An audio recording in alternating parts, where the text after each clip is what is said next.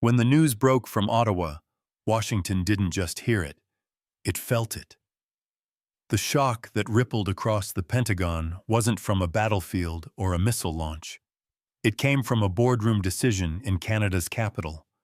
Ottawa had officially chosen the Swedish Gripen E over America's F-35. To the average observer, this might have seemed like just another procurement announcement. But to U.S. defense planners, it was an earthquake that cracked open the foundation of a decades-long alliance built on trust, predictability, and technological dependence. For generations, the partnership between Canada and the United States had been a model of seamless alignment. Canada bought American aircraft, trained with American pilots, and integrated into American command networks. It wasn't just a friendship, it was a system. The assumption in Washington was simple. Canada would never deviate from the U.S. defense script. The F-35 was supposed to be the centerpiece of that script, a stealth aircraft that symbolized not only shared security, but shared obedience to the architecture of NATO interoperability. Rejecting it wasn't just rejecting a jet, it was rejecting a hierarchy. By 2026, however, something in Ottawa had shifted. Behind closed doors, a quiet rebellion was taking shape. Canadian defense planners were running simulations, testing whether a different aircraft, a Swedish design built for cold weather, modular maintenance, and cost discipline, could meet their needs better than the multi-trillion-dollar American system. They called it the Gripen E, and when the results started coming in, they startled even the most skeptical generals. In Arctic conditions, where temperatures could fall below 40 degrees Celsius, the Gripen operated with fewer delays, simpler repairs, and faster turnaround times. The F-35, by contrast, struggled with maintenance bottlenecks, software locks, and dependence on U.S.-based logistics. For Washington, this was unthinkable. The F-35 wasn't meant to be questioned. It was meant to be worshipped. It was the ultimate symbol of American technological supremacy, an aircraft whose stealth and sensor fusion were unrivaled, but whose real power lay not in its radar cross-section, but in its political gravity. Every nation that bought into the F-35 program became a node in a network controlled by the United States. The aircraft's mission data files, its brain, were updated only through American systems. Its maintenance relied on global hubs dominated by U.S. contractors. Even simple changes required clearance from American authorities. Owning the F-35 didn't mean mastering it. It meant leasing access to its capabilities under Washington's watchful eye. And that's exactly what Canada wanted to escape. As Arctic tensions rose and questions of sovereignty grew louder, Canadian leaders began to ask uncomfortable questions. Could they truly defend their northern skies with a jet that required permission from another country to recalibrate its radar? Could they rely on an aircraft whose spare parts might sit in an American warehouse during a crisis? Geography, climate, and cost all collided to form a new logic, one that pointed toward independence rather than alignment. The Gripen E offered something that had become almost alien in modern defense procurement: control. It could be maintained locally, modified with national oversight, and operated without sending every data packet through foreign servers. It was designed to be rugged, able to take off from short, icy runways and refuel with minimal infrastructure. It wasn't built for prestige, it was built for practicality. And for a country like Canada, where the next war might not be fought in the deserts of the Middle East, but across the frozen expanse of the Arctic, that practicality mattered more than prestige. Inside the Pentagon, the response was swift and defensive. Analysts rushed to craft talking points about interoperability and alliance cohesion. Lobbyists flooded media outlets with op-eds warning that Canada's move could fragment NATO's unified defense architecture. Defense contractors went on the offensive, painting the Gripen as an outdated relic, unfit for the digital battlefield. But beneath the rhetoric, the fear was clear. If Canada could defy Washington, who might be next? The domino effect was already visible. Norway, long a loyal F-35 operator, began quietly reassessing its Arctic maintenance costs. Finland's defense analysts revisited earlier Gripen evaluations with fresh eyes. Even Germany's procurement offices, haunted by the spiraling costs of their own fighter programs, started to wonder whether a more modest, sovereign path might have served them better. The concern in Washington wasn't about losing a contract. It was about losing control over the very narrative that had sustained American defense dominance for decades. What truly unnerved U.S. officials was the symbolism. The F-35 represented an entire ideology that America's allies could only be secure by being dependent. The program tied dozens of nations into a single logistical and digital web that Washington alone managed. From maintenance software to encrypted communications, every aspect of the jet was designed to reinforce American influence under the guise of cooperation. But with one announcement, Canada exposed that illusion. It showed that dependence was a choice, not a requirement. By the time Canada's decision became public, the story had already transcended hardware. The Gripen wasn't just a Swedish aircraft anymore. It had become a political statement, a declaration that small nations could still exercise big choices. Commentators in Toronto and Montreal framed the deal as a reassertion of sovereignty, a chance for Canada to shape its own defense doctrine in a rapidly changing world. Politicians emphasized cost control and flexibility, while defense officials highlighted the benefits of local maintenance and technology transfer. The message was unmistakable. Canada was stepping out of Washington's shadow. The reaction inside NATO councils was mixed. Some allies applauded the move as a long overdue act of independence. Others warned that it could complicate joint missions and supply chains. But the truth, quietly acknowledged even in Washington's corridors, was that Canada's choice had touched a nerve. The F-35 had always been sold as the only viable option, the inevitable future of air power. Canada had just proven that inevitability was an illusion. The timing made the shock even more profound. Global tensions were rising. Russia's posture in the Arctic had grown more assertive, and China's influence was stretching into polar shipping lanes.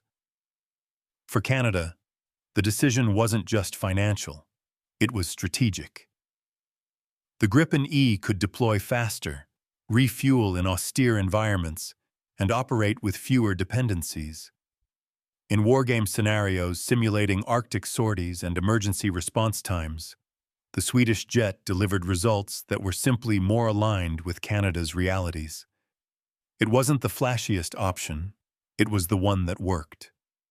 Washington, of course, saw it differently. Behind closed doors, senior Pentagon officials debated whether to offer incentives to lure Canada back, discounts, joint development programs, or technology-sharing sweeteners. But the truth was harder to admit. The U.S. couldn't easily make the F-35 less American. Its very power came from the control it granted Washington over its allies. To loosen that control would be to undermine the system itself. By mid-2026, the situation had evolved from a procurement controversy into a geopolitical turning point. The Gripen E wasn't just winning in Canada, it was winning hearts and minds across the Western world. Defense analysts began calling it the sovereignty fighter, the anti-F-35. It symbolized a future in which allies could still cooperate without submitting to a single industrial empire. For Canada, that symbolism was priceless.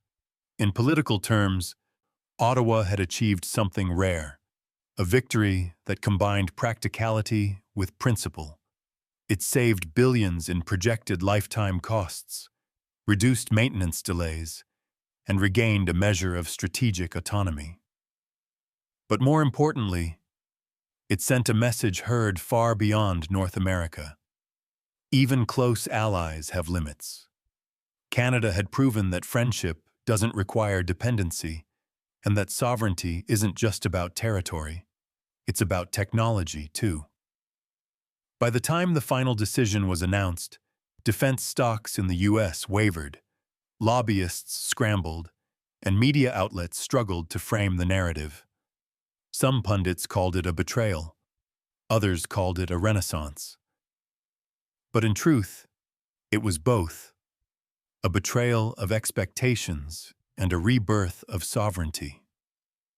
For Washington, it was a wake-up call that no alliance, no matter how old or close, could be taken for granted. For Ottawa, it was the start of a new era in which independence wasn't a slogan, but a strategy. And so, as the snow fell over Canadian air bases and the first Gripen E units began to roll out on frozen tarmacs, a quiet message echoed from the Arctic to the Potomac. The age of automatic compliance was over. Canada had chosen its own sky, its own path, and its own future.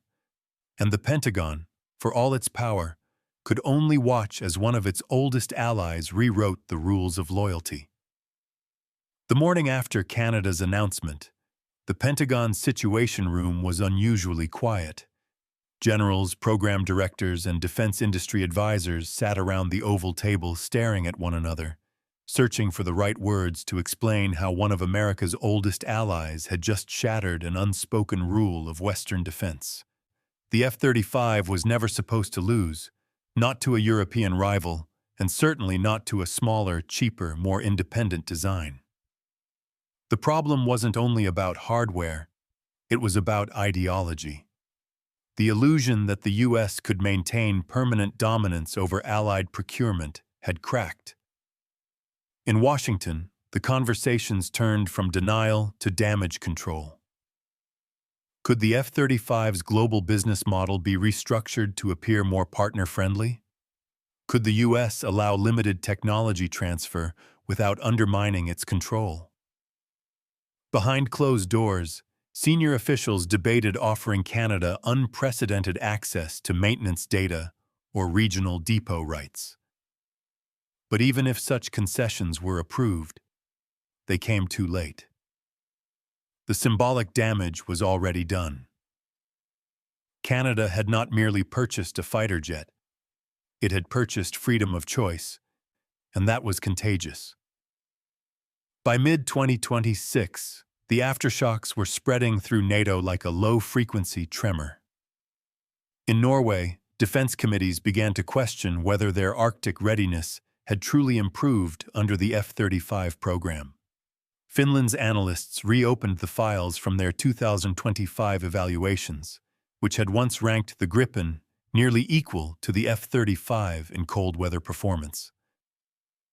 Germany's Bundestag defense members asked why their taxpayers were paying premium prices for an aircraft that required foreign authorization for mission updates. Even neutral countries, like Austria and Switzerland, watched closely. The idea that a Western nation could reject the F-35 and remain in good standing with the alliance was revolutionary. To Washington, the implications were dangerous. For decades, U.S. FIFOM saw dominance in defense wasn't maintained merely through diplomacy or military presence. It was maintained through dependency economics. When allies bought American jets, they also bought the software, the spare parts, and the maintenance contracts that tied them to U.S. defense industries for decades. It wasn't just interoperability, it was leverage. And Canada had just proven that leverage could be broken. Inside NATO headquarters in Brussels, the debate became existential. Some generals warned that if each country began choosing its own aircraft platforms, interoperability would collapse. Others argued that the alliance could adapt through open data links, modular sensors, and joint training rather than shared hardware. The most seasoned voices in the room recognized the deeper truth. Unity built on dependency isn't real unity, it's control. Canada had exposed that distinction. Back in Ottawa, the national mood was jubilant but cautious. Newspapers called the decision a sovereignty renaissance. Editorials praised the government for choosing an aircraft built for Canadian conditions rather than American politics. Military officers described the Gripen E as a workhorse of the North, capable of landing on icy runways, refueling in the field, and operating in temperatures that grounded most modern stealth jets. For the first time in decades, Canada's defense strategy felt designed not for NATO photo ops, but for its own geography. The numbers spoke for themselves. The F-35's projected lifetime cost had ballooned past $1 trillion globally, while the Gripen E offered near-equal mission capability at less than half the price. Maintenance hours were lower, turnaround times faster, and the aircraft's modular design allowed local engineers to make adjustments without foreign approval. Those savings, Ottawa argued, would be redirected toward Arctic infrastructure, cyber defense, and naval modernization, domains where Canadian independence mattered most. For Washington, this was heresy wrapped in logic. The American defense establishment had spent 20 years selling the F-35 not only as a weapon but as a way of life, a total system that bound allies together under U.S. digital sovereignty. Canada's defection turned that strength into a weakness. If a founding NATO member could break free, what prevented others from doing the same? Suddenly, the Pentagon's monopoly on Allied air power looked fragile. Defense lobbyists rushed to frame the narrative. They warned of interoperability nightmares, fragmented logistics, and fractured alliance cohesion. They insisted that Canada's decision was short-sighted, that it endangered the efficiency of joint missions. But the data told a different story. Gripen engineers proposed software bridges to synchronize communication systems with NATO aircraft, and Canadian pilots demonstrated in joint exercises that mixed fleets could share data through existing Link 16 protocols. In short, the sky did not fall. What fell was the illusion that America's systems were irreplaceable. In Europe, the psychological effect was enormous. The Gripen E, once considered a niche fighter, became the symbol of sovereignty. Nations that had quietly grumbled about U.S. restrictions suddenly found a precedent to follow. The Swedish aircraft was rebranded in the global defense narrative, not as a cheaper compromise, but as a declaration of independence. International defense exposed buzzed with renewed interest, and for the first time in decades, the Pentagon's sales teams found themselves defending their dominance rather than assuming it. The cultural impact inside Canada was equally profound. For years, Canadians had lived in the shadow of their southern neighbor's military colossus. The F-35 debate became a rare moment of national self-definition.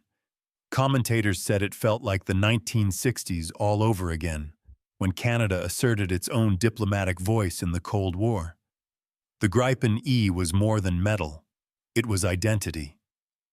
It told Canadians that they didn't need to mimic America to be strong. They could be capable on their own terms, in their own climate, with their own priorities. In one televised interview, a retired Royal Canadian Air Force commander summed it up bluntly. For too long, we've been passengers in America's convoy. Now we're finally driving our own vehicle. That line went viral, It captured the emotional truth beneath all the policy debates. The Gripen wasn't just practical. It was personal. It gave a middle power like Canada permission to lead rather than follow. By late 2026, even in Washington, the tone began to shift from outrage to introspection. Think tanks published reports questioning whether the F-35 program had grown too centralized for its own good. Analysts warned that over-control risked alienating allies at a time when unity was most critical. A few reform-minded Pentagon insiders began proposing new partnership models, joint software development, regional maintenance rights, and limited autonomy for allied upgrades. Whether these ideas would survive the political inertia of the U.S. defense complex remained uncertain. But the fact that they were being discussed at all was a victory for Canada's example. The broader strategic takeaway was impossible to ignore. Dependence breeds resentment. For decades, Washington had mistaken control for leadership. The F-35 program was supposed to guarantee long-term influence over Allied militaries. Instead, it had exposed America's vulnerability. The moment one ally broke away, the illusion of unity collapsed. Canada's decision forced a reckoning that extended far beyond air power. It asked whether 21st-century alliances should be built on shared principles or shared passwords. As months passed, the practical consequences began to unfold. Saab and Canadian firms announced co-production agreements that promised local jobs and technology transfer. Swedish technicians trained Canadian crews to perform full-spectrum maintenance without relying on foreign contractors. Ottawa allocated the cost savings from its procurement shift into modernizing radar stations across the Arctic and strengthening cyber defense capabilities. The message to the world was unmistakable. Canada was reinvesting independence into capability. Even among American allies, quiet admiration replaced initial skepticism. Countries like Brazil, India, and Singapore sent delegations to observe Canada's Gripen program firsthand. Defense economists noted that the decision could inspire a new generation of mid-sized nations to balance great power competition through diversified procurement rather than total alignment. Canada had become, perhaps unintentionally, a case study in strategic pluralism. In the media, some called it the Ottawa Doctrine, a belief that sovereignty doesn't end with a flag. It extends to the code running inside your fighter jets. In an age where data and software define combat power, Canada had drawn a line in the snow. Control of one's digital and industrial destiny was the new measure of independence. And while the United States remained the dominant power, its grip on the machinery of alliance politics had loosened. By the winter of 2027, as Gripen squadrons taxied under the frozen skies of northern Canada, the symbolism was complete. These weren't just new aircraft. They were emblems of a new mindset. The engines roared not only with Swedish engineering, but with Canadian resolve. The decision had cost Washington influence, but it had earned Ottawa respect. In hindsight, the F-35's greatest competitor wasn't another fighter at all. It was the idea of autonomy. The Gripen E simply gave that idea wings. Canada's choice proved that sovereignty could coexist with cooperation, that independence could enhance rather than weaken an alliance. It reminded every nation watching that even within vast networks of shared security, the power to choose remains the truest expression of freedom. As one American analyst put it months later, with a tone of reluctant admiration, the F-35 may rule the skies, but the Gripen just rewrote the rules. And perhaps that is how this new chapter of defense history will be remembered, not as an act of rebellion, but as an act of restoration. Canada had not turned its back on the alliance. It had simply reminded the alliance what it was supposed to stand for: sovereignty, flexibility, respect. The kind of partnership where unity is chosen, not enforced. From the Arctic Circle to the corridors of the Pentagon, the echo of that decision still lingers. Freedom, once reclaimed, rarely goes back into storage.